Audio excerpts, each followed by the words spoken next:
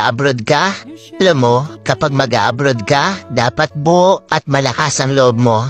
Dahil kung hindi rin dang buo at malakas ang loob mo, huwag mo nang ipagpatuloy pa. Kapag nang ibang bansa ka, dapat kaya mong lahat dahil marami kang kalaban doon sa pupuntahan mo. Nariyan ang lungkot dahil mapapalayo ka sa pamilya mo. Isa yan sa pinakamalakas na kalaban na pwedeng umatake sa'yo. Nariyan din ang takot. Takot at pagkabalisa kung maayos ba ang lugar na mapupuntahan mo. Maaari ka ring panghinaan ng loob dahil tanging sarili mo lang ang tutulong sa'yo sa oras ng pangangailangan mo. Pwede ka ding ma-depress dahil sa sobrang daming problema na darating sa'yo at lalo na hindi mo pa kasama ang pamilya mo sa tabi mo. Pagkawala ng pag-asa na makakamit mo pa ba ang pangarap mo dahil kulang pa ang panggastos mo kaysa sa sinasahod mo.